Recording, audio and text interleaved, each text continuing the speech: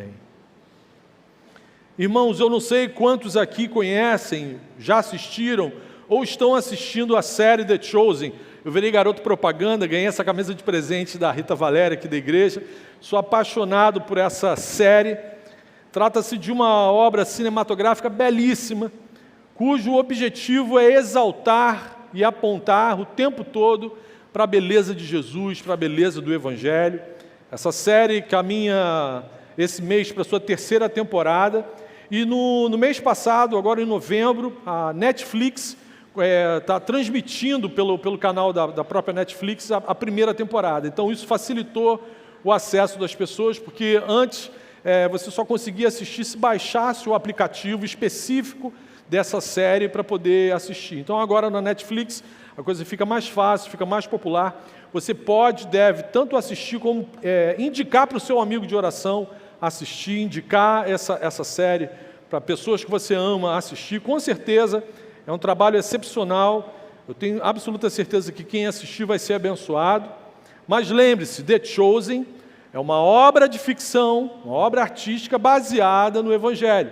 Não existe nenhuma pretensão de que aquilo ali seja um tratado teológico. Então não assista o The Chosen achando que você está assistindo uma aula de fim de semana de treinamento. Não é. Por que eu estou frisando isso? Parece que tem uma dificuldade no ambiente cristão, evangélico, sei lá, eu não sei se são os crentes chatos, que tem uma dificuldade de discernir entre uma obra artística e um tratado teológico. Eu lembro que há alguns anos lançaram aquele livro A Cabana, que era um tratado maravilhoso sobre sofrimento, sobre perdão, e tinha uma campanha entre os evangélicos. Nessa época eu estava no seminário, alguns colegas de seminário queriam queimar o livro, que era uma heresia, Deus é uma cozinheira, o Espírito Santo é uma japonesa. Gente, era um trabalho artístico, cujo objetivo era falar sobre o sofrimento, sobre essa questão da perda, sobre o perdão. As pessoas não conseguem analisar as coisas e reter o que é bom. The Chosen é a mesma coisa, é uma obra de ficção baseada nos evangelhos, mas que fica claro que o apontamento, o desejo do autor, dos atores, é apontar para a pessoa de Cristo, é exaltar o evangelho, exaltar a figura de Cristo de uma forma encantadora. Então, não assista o The Chosen acreditando que você vai assistir uma aula de fim de semana de treinamento, tá bom? Amém? O pastor avisou, informou. Por que eu estou falando isso? Porque agora, nesse mês, deve vir a 3ª temporada e eu nunca assisti um filme que me tocasse tanto, espiritualmente falando, como essa produção. Eu não sei se é porque eu estou ficando muito velho, minha testosterona deve estar muito baixa, eu choro o tempo inteiro. Quando começa a abertura, que esses peixinhos vão começando a nadar na contramão do sistema, ou seja, eles vão se convertendo, vão nadando, eu já começo a chorar ali na abertura. Incrível, eu achei assim, não, deve ser porque eu estou vendo pela primeira vez, né? Estou com o coração mole, estou revendo a 1ª temporada na Netflix, estou chorando do mesmo jeito. Assim, é impressionante, eu não sei se é por causa do meu coração estar ficando mais mole, ou se de fato as pessoas envolvidas nesse trabalho amam realmente a Jesus, têm um coração de servo, estão realmente ungidos pelo Senhor para fazer um trabalho que marca. Quem assiste esses episódios, de fato, é abençoado. E na 2ª série, na 2ª temporada, tem um capítulo, um episódio que quase me desidratou. Eu não conseguia, estava passando mal, não conseguia parar. Eu estava num voo indo para um congresso de pastores, Deise estava do meu lado, pastor Henrique no outro lado da poltrona, e eu comecei a chorar convulsivamente, assim, parecia que eu ia infartar, que eu ia ter um troço. E as pessoas perguntando o que está acontecendo, eu só olhava para o celular, apontava, chorava, porque era encantador o que eu estava assistindo ali naquele momento. Aí eu lembrei, essa semana, desse capítulo, e aí decidi compartilhar com vocês essa passagem que me encantou tanto, que me lembra tanto esse amor maravilhoso de Jesus, a passagem, o encontro de Jesus com a samaritana, que é uma pequena narrativa que aponta para a grande história do Evangelho. Ali, numa simples conversa de Jesus com a mulher samaritana, a Bíblia expõe, num pequeno diálogo, toda a grande história da salvação. Então, esse encontro, esse capítulo, essa passagem de João, e isso que foi dramatizado lá pelos atores do The Chosen, assim, me marcaram muito, muito intensamente. Eu quero compartilhar, como é uma passagem belíssima, quero compartilhar essa passagem hoje com os irmãos. Por favor, abra ou ligue a sua Bíblia lá em João, no capítulo 4, a partir do versículo 4. Qual o contexto aqui, para vocês, antes da gente fazer a leitura? O que está acontecendo aqui nesse momento? Jesus inicia o seu ministério, João começa a relatar isso. Jesus está escolhendo e chamando os seus discípulos e, ao mesmo tempo, anunciando o reino de Deus. Jesus tem um encontro com João Batista fica encantado com isso. Os poucos discípulos de Jesus começam a operar batismos, sinais e milagres vão acontecendo.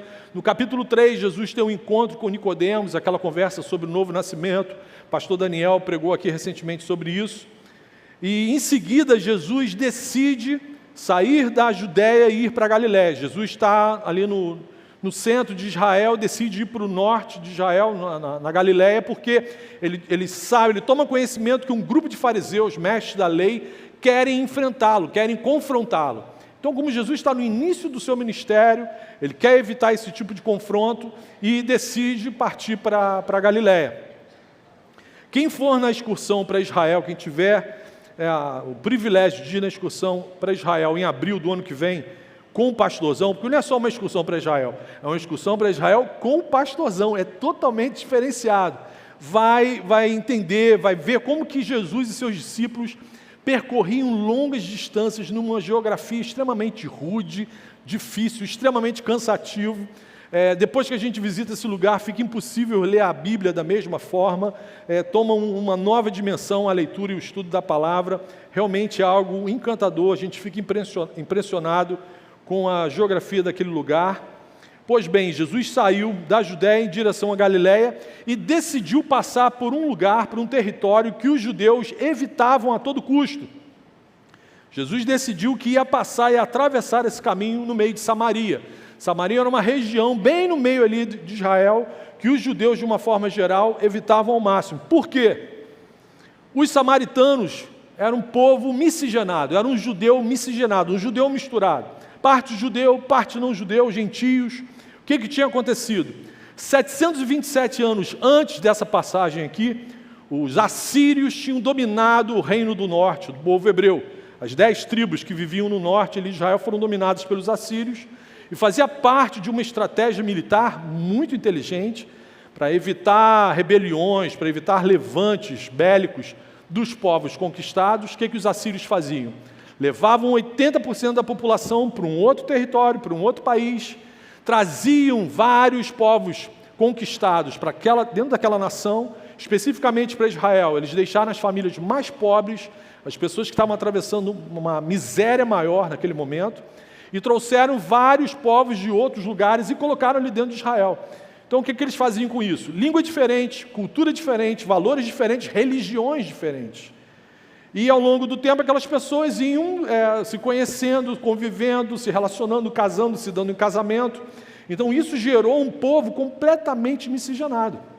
Os judeus do sul de Israel achavam isso um absurdo. Por quê? Não tinha como os judeus de Samaria provar a sua genealogia. Você é da tribo de quem? Você é filho de quem? De qual é a sua descendência? De qual tribo de Israel você vem? Não sei, meu pai misturou tanto, casou, não sei o quê, fez churrasco com aquele pessoal. Era uma festa. E para piorar o preconceito, os samaritanos, diante desse preconceito que sofriam dos judeus, eles criaram um local para eles adorarem a Deus e criaram todo um sistema de cerimonial, um sistema religioso para adorar a Deus completamente diferente das leis mosaicas. Então isso gerou ainda mais esse racha, essa ojeriza, esse distanciamento dos judeus do sul com os samaritanos. Isso só para mostrar para vocês o contexto que estava acontecendo naquela época e que Jesus decidiu enfrentar, passar por dentro daquele território.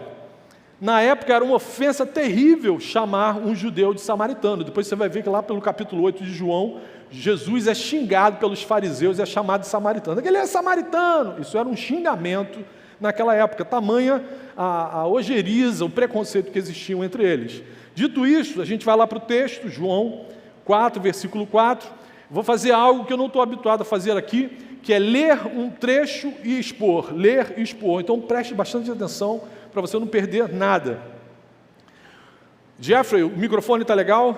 De vez em quando eu sofro um grave aqui. Ó, que grave bonito. Se for o caso, você vem aqui e mexe aqui nessa minha orelhinha gonçalense, que dá um jeito aqui.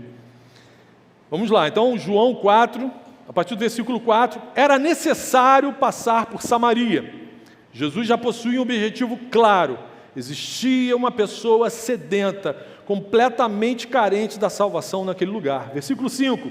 Assim, chegou a uma cidade de Samaria chamada Sicar, perto das terras que Jacó dera a seu filho José. Havia ali o poço de Jacó. Jesus, cansado da viagem, sentou-se à beira do poço. Isto se deu por volta do meio-dia. O apóstolo João nos mostra Jesus fisicamente cansado. O plenamente Deus, que sabia que ia encontrar com uma pessoa sedenta de Deus, ali no poço de Jacó, o plenamente Deus também era plenamente humano e sabia, experimentava aquilo que o nosso corpo físico experimenta, cansaço. Jesus sabe o que a gente passa e o que a gente sente no final, por exemplo, de uma semana de labuta, de trabalho. Jesus é um homem que se identifica com a gente, ele sabe dos nossos sofrimentos. João faz questão de expor isso. E é também intencional, proposital, a mensurar o horário em que Jesus chega até o poço, meio-dia, por volta de meio-dia. Por quê? Nesse horário, na Palestina do século I, debaixo de um sol do meio-dia, dificilmente alguém iria no poço pegar água. Normalmente essa tarefa era exercida ou no início do dia ou no final do dia para fugir do sol escaldante da Palestina do século I. Então João faz questão de frisar esse horário, ao meio-dia. O que isso mostra para a gente é que essa pessoa com quem Jesus esperava encontrar não queria conversa com ninguém. A gente pode deduzir isso porque se era um horário que praticamente ninguém ia no poço pegar água e essa pessoa estava indo para lá, muito provavelmente ela não queria encontrar com ninguém, não queria conversar com ninguém, não queria papo com ninguém. E Jesus estava lá esperando ela. Versículo 7, nisso veio uma mulher samaritana tirar água. Disse-lhe Jesus: dê-me um pouco de água. Versículo 8, os seus discípulos tinham ido à cidade comprar comida. O que João quer dizer com isso? Jesus estava sem nenhum recurso, Jesus estava sem copo, sem cantil, Jesus não tinha nada, Jesus estava sem o celular para fazer um pix, não tinha o que Jesus fazia ali para conseguir água. Estava completamente sem recurso.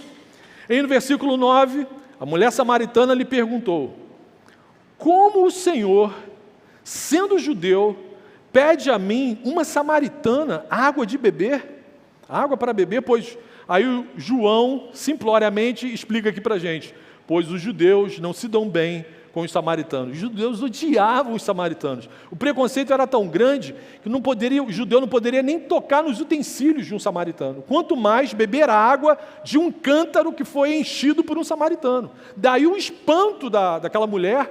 Quando Jesus se dirige para ela e pede essas coisas, ela fica espantada. Como que você, sendo judeu, está me pedindo isso? Provavelmente ela reconheceu que Jesus era judeu por causa do sotaque. É igual a gente, carioca, quando vai para um outro estado brasileiro, né? Quando você começa a falar em 5 minutos, a pessoa já sabe que você é do Rio. É tanto chiado, tanto S na nossa fonética, que fica claro para as pessoas de outro estado que a gente é do Rio de Janeiro, né? Ano passado eu fui para o sul do país. Tudo que era posto de gasolina que eu parava, o frentista perguntava: é do Rio de Janeiro, né? É do Rio de Janeiro, porque é muito S, muito chiado. Então, muito provavelmente, essa mulher identificou Jesus pelo sotaque. E ela demonstra esse espanto. Por isso a mulher ficou chocada. Como que Jesus, sendo judeu, dirige a palavra para ela e ainda pede água? Você vai beber água de um utensílio meu? Isso causou grande espanto para essa mulher. Versículo 10, Jesus lhe respondeu: se você conhecesse o dom de Deus e quem lhe está pedindo água, você lhe teria pedido e lhe teria dado água viva. Aqui no versículo 10, Jesus vai direto ao ponto e fala claramente sobre salvação. Ele está ali justamente para operar salvação na vida daquela alma sedenta. Jesus está falando para ela ali, se você conhecesse o que eu trago da parte de Deus, se você soubesse quem eu sou, você é quem estaria me pedindo água, e eu te daria água viva. Mas para a samaritana, ainda agarrada com as coisas da vida terrena, quando Jesus falou essa expressão, água viva, imediatamente ela associou a isso a água que brotava no fundo do poço. Para aquelas pessoas daquela cultura, daquela época, essa é uma expressão muito utilizada, a gente vê isso lá em Ezequiel. Água se mexendo, água viva. Água parada, água morta. Então, para a samaritana, quando Jesus fala em água viva, ela logo fez a associação com o fundo do poço, com aquela água que brota, normalmente brota de um poço. Ela não conseguiu ainda captar do que Jesus estava falando.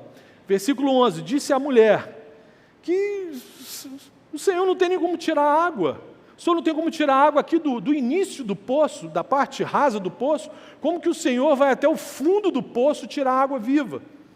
Então a perspectiva, o entendimento dela estava do mesmo jeito, da mesma forma que Nicodemos estava quando estava conversando com Jesus sobre o novo nascimento. Nicodemos teve a mesma crise. Como que pode alguém, um adulto, voltar para o ventre da sua mãe para nascer de novo? Aqui essa mulher estava tendo uma crise muito parecida com a de Nicodemos. Ela ainda não conseguia entender do que Jesus estava falando. E o olhar terreno dela não conseguia enxergar em Jesus nenhum tipo de recurso que pudesse ajudá-la nesse sentido. No versículo 12, ela começa a desdenhar de Jesus. Versículo 12. Acaso o Senhor é maior do que o nosso pai Jacó? Ele que nos deu o poço, foi Jacó que furou esse poço, foi Jacó que chegou lá no fundo. Acaso o Senhor é maior que Jacó? E, irmãos, o que me chama a atenção é que ela, quando falou isso, ainda não tinha o menor entendimento de quem era Jesus, de com quem ela estava conversando. O que é triste é eu constatar que muitas vezes eu e você agimos dessa maneira, conhecendo o Senhor Jesus. Muitas vezes eu e você nos metemos em poços profundos, secos, problemas que nós criamos e que a gente olha para Jesus e a gente imagina, Ele não tem como tirar a gente daqui. Isso que eu estou vivendo, isso que eu estou enfrentando é grande demais, Deus não vai dar conta disso. Vou ter que ajudar Deus, vou ter que dar um jeito, vou ter que inventar alguma coisa, porque Deus não vai conseguir me ajudar. Ela não conhecia Jesus, mas nós aqui confessamos que somos crentes, nós conhecemos o Senhor. E às vezes, infelizmente, a gente age dessa forma aqui, desdenhando do poder e da soberania de Deus.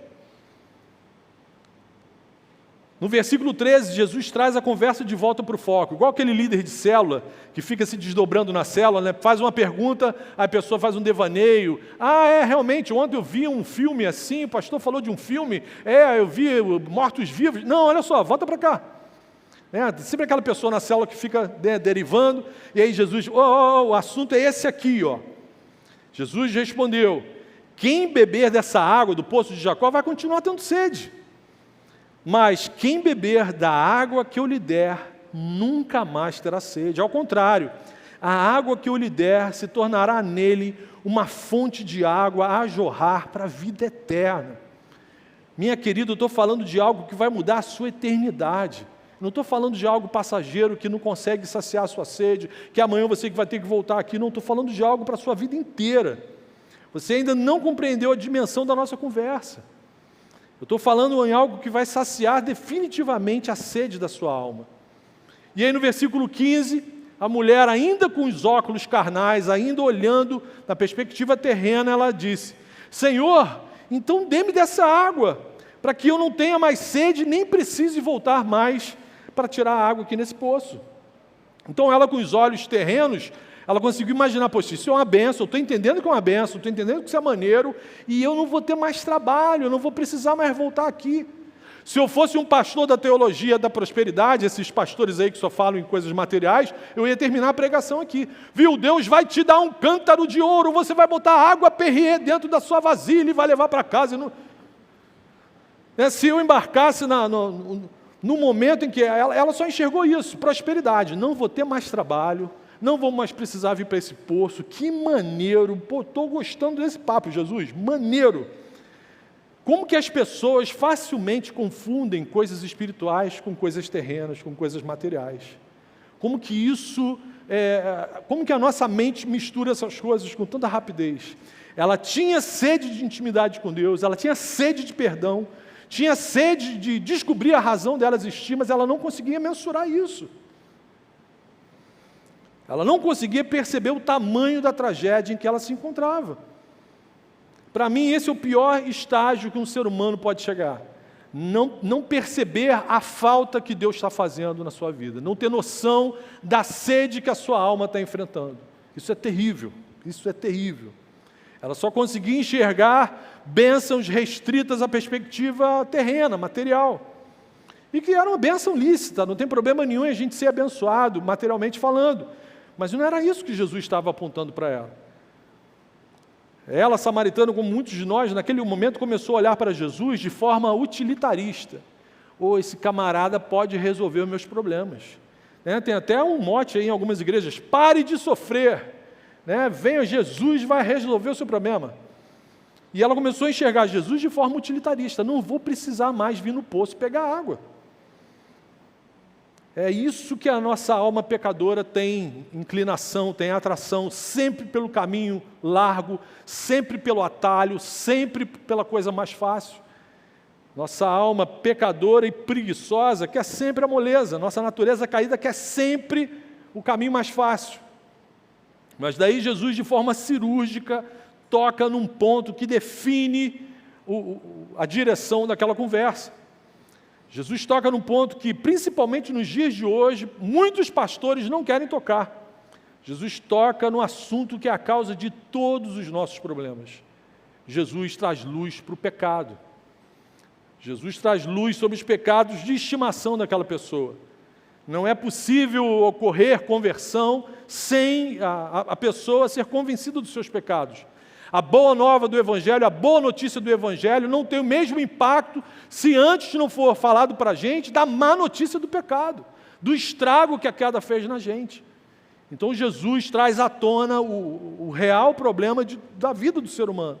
Jesus sabia que era preciso levar a luz para o porão da alma daquela pessoa. Versículo 16. E olha como Jesus é sutil, isso demonstra carinho, cuidado com a pessoa. Jesus diz assim: vá e chame o seu marido e volte. Já que você se interessou por essa água, já que você está decidida a tomar dessa água que eu estou falando aqui, vá na sua casa, traga o seu marido. E eu consigo imaginar a cena dela cabisbaixa, olhando para o nada e falando para Jesus: eu não tenho marido. Eu não tenho marido. E aí Jesus imediatamente responde: você falou corretamente dizendo que não tem marido. É isso aí, enfrente o seu pecado, traz luz para o seu pecado. O fato é que você já teve 5 relacionamentos e o homem com quem você agora vive não é o seu marido. O que você acabou de dizer é verdade. O cachorro disse amém para mim, viu? Concordou comigo, estava indignado com a situação do pecado que ficava postergando. Viu? Não levei susto não, eu e o cãozinho estamos juntos. Jesus foi no cerne da questão. Jesus foi no cerne da questão. O vazio da alma, a falta de Deus é o nosso maior problema. É o nosso maior problema. Isso fez com que essa mulher tentasse saciar a sede da sua alma buscando nos relacionamentos afetivos. Ela buscou em vários relacionamentos íntimos preencher esse vazio que incomodava a sua existência. Ela se envolveu com vários amantes, mas a sua alma continuava inconformada com essa sede infernal. Gente, não é problema, é lícito a gente ter um relacionamento afetivo. Mas o correto, o apontamento bíblico é que a gente assuma um compromisso de amor e de responsabilidade com uma pessoa, que a gente assuma uma aliança matrimonial, que a gente faça um pacto diante de Deus e diante dos homens. Esse é o correto. Não era isso que ela estava vivendo, não era isso que ela estava buscando. O que ela fez, ela estava tentando suprir esse vazio que existia em sua alma. E aí Jesus tocou em sua intimidade para mostrar que a raiz de todos os nossos problemas é pecado. E Jesus não fez isso para expô-la, para repreendê-la, para humilhá-la, de forma alguma.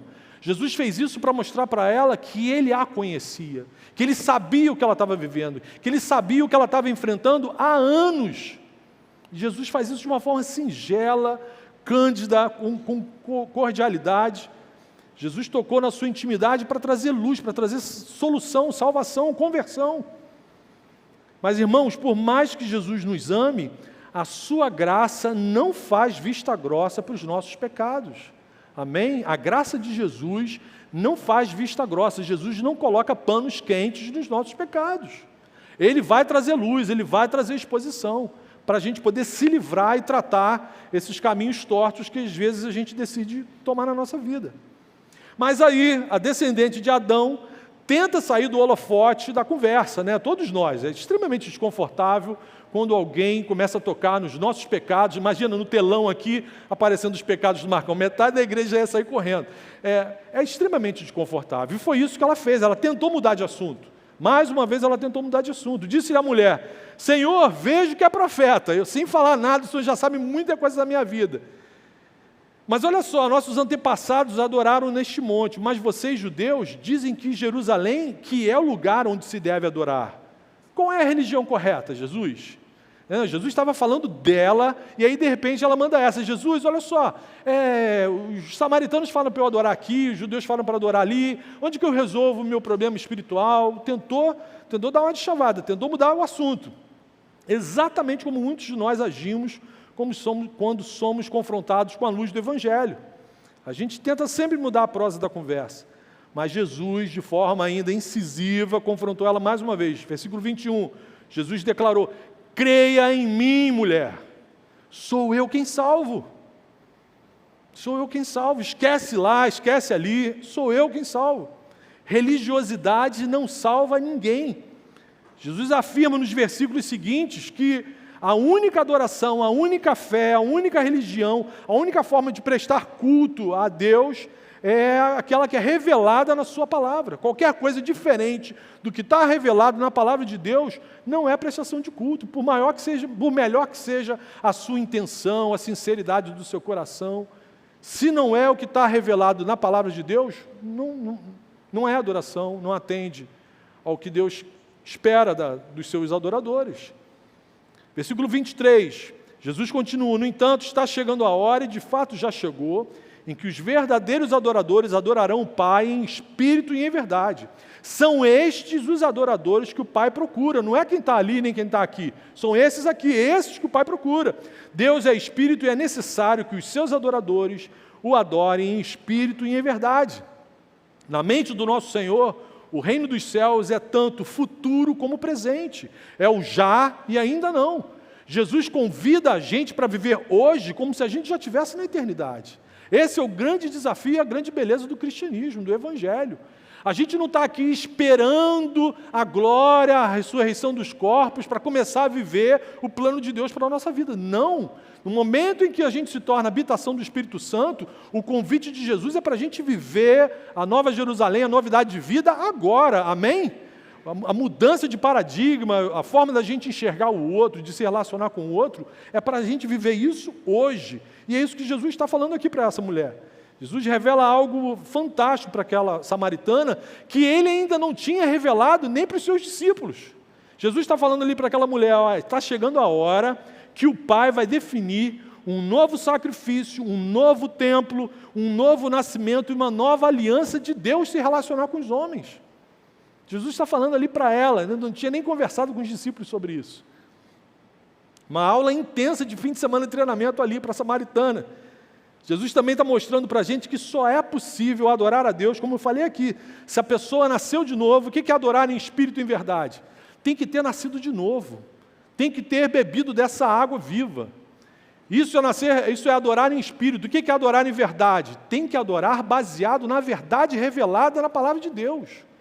Não são nos meus gostos, não é no que eu acho que é legal. Tem que ser de acordo com o que Jesus revelou na palavra. Isso é adorar em verdade. Então Jesus esclarece isso para ela, livrando ela das correntes da religiosidade. Não é naquele monte, não é ali naquele lugar. O Pai vai permitir ser adorado em qualquer lugar, em qualquer momento, desde que o adorador tenha nascido de novo e o adore em espírito e em verdade. Para Jesus, a obediência a essas questões era crucial, era uma demonstração clara de que a pessoa que faz isso ama o Senhor. Só que era muita informação para a mente e para o coraçãozinho dela, é muita informação para a gente. Imagina ela ali naquele momento, tudo novo, tudo novidade. E mesmo apesar dessas limitações, aquela mulher sabia de alguma coisa que enchia o coração dela de esperança. Versículo 25. Você ainda está acompanhando comigo? Amém? Disse a mulher: eu sei que o Messias, chamado Cristo, está para vir. Quando ele vier, vai explicar isso tudo para a gente. Ela olhando para Jesus e falando: eu sei que o Messias, o Cristo, está vindo. Quando ele chegar, ele vai explicar isso tudo que você está falando direito para a gente. E aí, nesse instante, é chegado o momento supremo da autorrevelação messiânica. Nesse momento aqui, Jesus assume que é Deus e fala isso pela primeira vez para uma mulher. Não fala isso primeiro para os discípulos, fala para ela ali. Versículo 26, então Jesus declarou: eu sou o Messias, eu está falando com você. Aleluia. O mesmo eu sou que Moisés ouviu antes de ir lá falar com o faraó. Senhor, que eu vou falar para faraó? Quem está me mandando falar com ele? O eu sou está mandando você, Moisés. O mesmo eu sou que Moisés ouviu, aquela mulher samaritana ouviu das bocas, do lábio do Senhor Jesus. Eu sou, está falando com você. Eu sou, está falando com você. Essa revelação mudou a eternidade daquela mulher e mudou a eternidade de toda a vila onde ela vivia, onde ela se relacionava.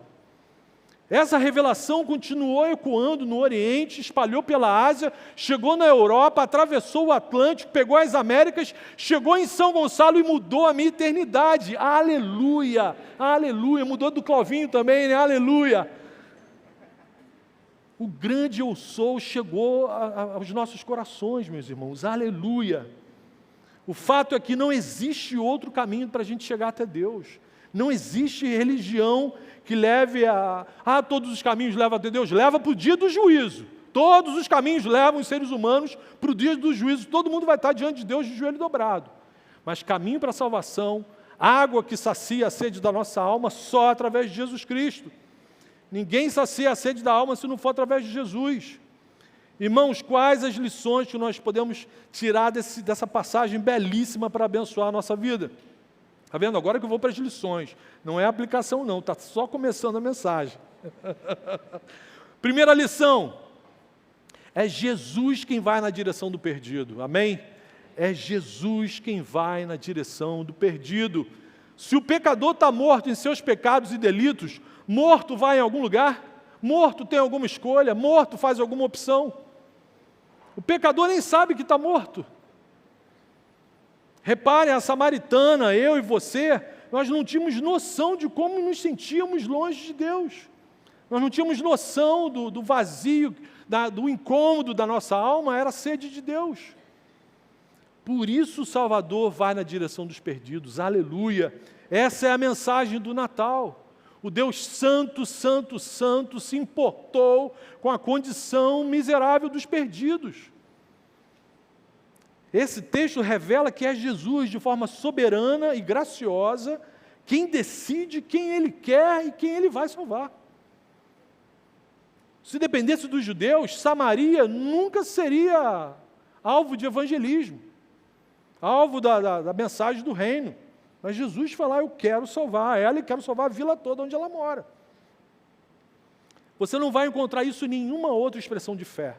Nenhuma outra entidade, divindade, de religião nenhuma revela esse amor por nós como Jesus revela. Só Jesus se importou com gente igual a gente. Só Jesus decidiu pegar gente como a gente para passar a eternidade com Ele. Tem gente aqui que não me aguentaria uma semana na sua casa. Jesus quer passar a eternidade comigo. Como é que eu não vou adorar esse Deus? Se eu passo uma semana na sua casa, você ia ficar de mal comigo, mas Jesus não fica. Aleluia. Outra lição: sem Jesus, qualquer tentativa de saciar a sede da alma será uma tragédia. Sem Jesus, qualquer tentativa que o ser humano faça para acabar com essa sede da alma vai virar tragédia. Aquela mulher se envolveu em vários relacionamentos íntimos, afetivos, na tentativa equivocada de inglória de acabar com a sede da sua alma. E aquilo foi só acumulando sofrimento e problema sobre a vida dela. O coração continuou vazio. Quantos aqui não foram encontrados por Jesus passando exatamente por esse momento? Vivendo num estado total de insatisfação e desespero. Uns tentando preencher o vazio, igual essa mulher, tendo e buscando vários relacionamentos. Outros tentando matar essa sede maldita com o uso de drogas. Outros tentando encher a conta corrente com bens materiais para trazer algum sentido para a sua existência. O fato é que essas coisas não trazem plenitude para a nossa alma. Se eu e você não bebermos dessa água viva que vem de Jesus, a gente vai continuar sendo perturbado para sempre por essa sede sem fim. Terceira lição que o texto nos revela: a religiosidade não nos transforma em verdadeiros adoradores. A religiosidade não nos transforma em verdadeiros adoradores. Não adianta, é óbvio que é importante, mas não adianta você ter textos decorados, louvores decorados, ser frequentador assíduo, ter o seu nome arrolado na lista de hall de membros. Se você não for um adorador segundo o padrão que Cristo definiu, a religiosidade não vai transformar você num servo fiel. Você não vai virar alguém que Deus tem prazer em se relacionar só porque você mantém e pratica alguns ritos religiosos. Não vai. O que é ser um adorador? É alguém que vive para a glória de Deus. É alguém que no momento em que abre os olhos, percebe que está vivo, passa a fazer tudo no seu dia para agradar, engrandecer, alegrar o coração de Deus. É alguém que arruma o quarto, arruma a cama para a glória de Deus. Que os jovens digam amém. Os adolescentes, mais 2 amém aí para o pregador. É fazer tudo para a glória de Deus. Isso é ser um adorador. É alguém que vive pensando em Jesus o tempo inteiro. A condição não é ser um bom religioso. A condição é ser alguém apaixonado, encantado por Cristo. Amém. E essa adoração tem que ser baseada no que Ele revelou da sua vida, da sua vontade, nas Sagradas Escrituras. Ele não deixa a gente à mercê da nossa opinião, do nosso achismo, da nossa imaginação. Não, Ele dá tudo ali, está claro, tudo ali está amarradinho, tudo descrito da forma como tem que ser. Essa adoração tem que ser baseada na palavra dEle.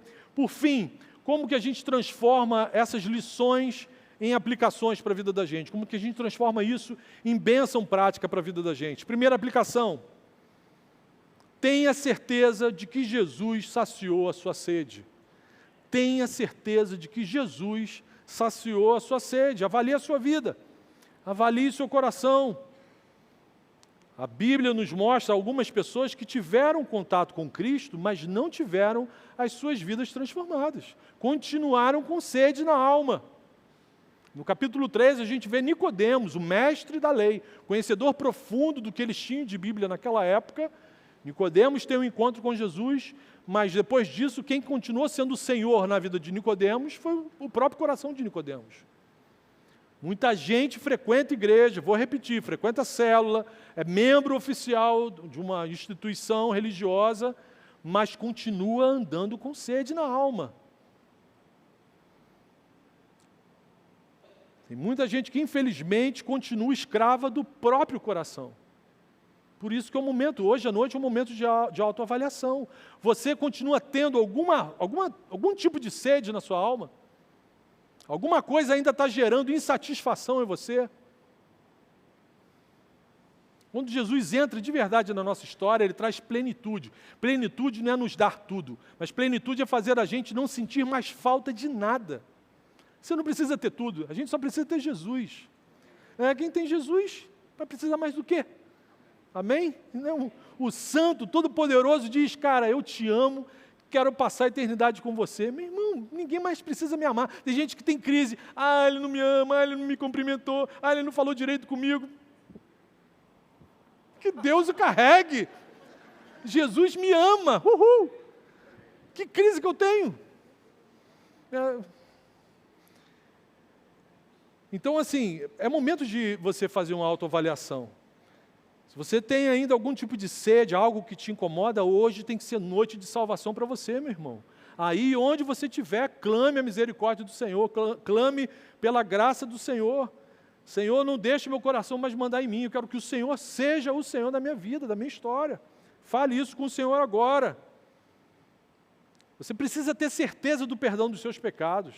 Você precisa ter certeza, se você for chamado hoje à noite, você tem que saber em que braços você vai abrir os olhos, onde você vai acordar quando você abrir os olhos do outro lado. Se você ainda não tem essa certeza, em nome de Jesus, clame pela graça salvadora do Senhor agora, nesse momento.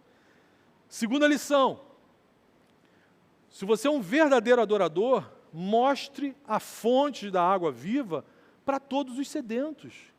Amém? Se você é um verdadeiro adorador, se de fato Jesus já trouxe plenitude para a sua alma, mostre a fonte da água viva para os sedentos que estão à sua volta, que você conhece, onde você vive, trabalha, estuda. Assim que aquela conversa com Jesus acabou, os discípulos chegaram, aquela mulher largou tudo, largou o cântaro ali, largou os utensílios dela, ela saiu correndo para a cidade onde ela morava, para falar de quem? Para falar de Jesus. O grande eu sou acabou de falar comigo. Ela largou tudo. Ela pouco conhecia de Jesus. Eram algumas, sei lá se esse diálogo durou 10 minutos, 5 minutos. Mas ela virou uma missionária ali do reino de Deus. Às vezes eu e você criamos desculpas, criamos dificuldades para introduzir um assunto evangelístico nas nossas conversas. Às vezes o Espírito Santo está falando, vai, fala de Jesus agora. E a gente fica, não, ela vai achar que eu sou fanático, ela vai achar que eu tenho problema. Problema todo mundo tem, está vivo, tem problema. Mas fala de Jesus para a pessoa. Às vezes a gente cria dificuldade, eu não fiz aquele curso, eu ainda não li a Bíblia toda, eu não decorei o versículo tal. Amados, a samaritana só contou para aquelas pessoas o que ela conheceu de Jesus ali naqueles poucos minutos. A gente não tem que inventar nada, a gente tem que ser só testemunha. É isso que Jesus quer que sejamos, testemunhas do relacionamento que a gente está tendo com Ele. Amém? Você não precisa inventar nada. É óbvio que ler a palavra é importantíssimo. E como o Felipe e Clóvis falaram aqui nos 2 últimos domingos, é para a gente ler tudo, aprender tudo. É óbvio que é importante a gente participar de todos os finais de semana de treinamento. Mas o que Jesus espera que os seus adoradores façam é que nós sejamos testemunhas. A testemunha não inventa nada, a testemunha só fala, olha só, antes eu tinha sede, conversei com ele, agora não tenho mais sede. Aleluia! Virei crente fanático, glória a Deus. É isso. O teu amigo de oração vai olhar para você e vai ver que é verdade o que está acontecendo com você. Ele pode até não entender, não abraçar a sua ideia, num primeiro momento, ele vai saber que é verdade. Não adianta para um não crente você ficar citando, porque lá em João 3,16 diz assim. A pessoa é analfabeta de Bíblia. Tem crente que é analfabeto de Bíblia, quanto mais o não crente. Não adianta você ficar citando passagens, decorar. Isso você tem que fazer para a sua alma, mas para o não crente, você tem que ser testemunha de Cristo. Você falar com o encanto do seu relacionamento com Jesus. Foi isso que essa mulher fez. A samaritana não esperou fazer um curso do IBRA para ela virar missionária. Ela virou missionária na hora, ela nem sabia o que era isso, mas ela partiu para dentro.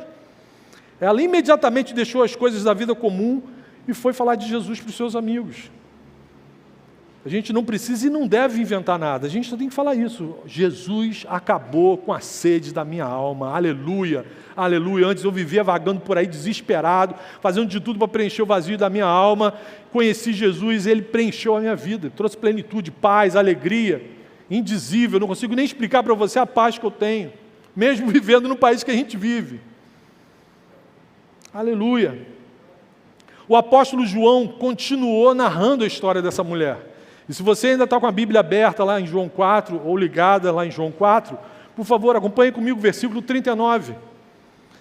Olha o que João continua escrevendo a respeito dela. Muitos samaritanos daquela cidade creram em Jesus por causa do seguinte testemunho dado pela mulher. Jesus me disse tudo o que tenho feito. Amém. Só isso. Só isso que ela falou. Jesus me disse tudo o que eu tenho feito. Versículo 41. E por causa da sua palavra, o que está escrito aí na sua Bíblia? Muitos outros creram. Aleluia, aleluia. Meu irmão, é isso. Se você der o testemunho da sua vida com Deus, do seu encontro com Jesus, do seu relacionamento com Deus, é isso que vai acontecer. Por causa da sua palavra, muitos outros crerão. Aleluia, aleluia. A gente tem que contar, irmão, quem é a fonte da água viva. Ontem, aqui no fim de semana de treinamento, no módulo de conexão, tinham 50 pessoas sedentas, querendo conhecer mais de Jesus, mais da Oceânica, mais dessa gente que anda aqui, que parece com Jesus. É isso. Daqui a pouco, as células vão estar se multiplicando. Por quê? A gente vai falando para as pessoas o que Jesus está fazendo na vida da gente. As pessoas vão se encantar por Jesus e vão querer andar com a gente. Sábado que vem, às 20 horas, a galera do Gol vai fazer um culto evangelístico aqui na igreja, justamente para fazer isso que a gente está lendo aqui agora. Expor de forma clara, contundente, a verdade do Evangelho. Então, toda a igreja está convidada, traga seu amigo de oração, né? Cria um motivo para trazer seu amigo de oração, para eles ouvirem essa mensagem que a mulher samaritana ouviu e que mudou a eternidade dela. Então, sábado que vem, o convite é aberto para toda a igreja, para todas as células, um culto evangelístico para a gente falar isso. O grande eu sou entrou na nossa história, pode entrar na sua história também e vai acabar com a sede da sua alma. Vai mudar a sua eternidade para sempre. Para concluir, meus irmãos, eu quero expor para vocês algo que está no meu coração, uma oração que eu faço para o Senhor, que é ouvir das pessoas com quem eu convivo isso que a samaritana ouviu dos seus amigos. João 4, versículo 42, com a leitura desse texto eu quero encerrar a pregação aqui. Acompanha comigo. Olha o que essa mulher ouviu dos seus amigos. Várias pessoas disseram à mulher: agora cremos, não somente por causa do que você disse, pois nós mesmos o ouvimos e sabemos que Jesus é realmente o Salvador do mundo. Aleluia, aleluia. É isso que eu quero que eu e você ouçamos dos nossos amigos, que eles tenham essa experiência com Jesus e que eles falem isso para a gente. Não é só por causa das coisas que você está falando, não. Eu ouvi ele falando comigo. Grande eu sou entrou na minha história também. Aleluia. Feche seus olhos, vamos orar. Senhor Jesus, muito obrigado pelo seu amor, Senhor. Obrigado porque o Senhor é o Deus que se importou. Aleluia. Estávamos no fundo de um poço seco, Senhor, sem água, sem vida, mas o Senhor veio nos salvar, Senhor. Aleluia. Obrigado por sua graça. Obrigado pelo seu perdão, Senhor. Obrigado pela água viva que saciou a nossa alma, Senhor. Aleluia. Nesse momento, Senhor, a gente te pede, por favor, ajude a Oceânica a ser uma igreja cheia de missionários, Senhor. Ajuda-nos a testemunharmos dos teus feitos, do teu amor, da tua graça, para a glória do teu nome, Senhor. E agora, Senhor, prepara os teus verdadeiros adoradores para participarem da tua mesa, para participarem da tua ceia, Senhor. Renova a nossa mente, o nosso coração. Cura, Senhor, a nossa alma, o nosso corpo, Senhor.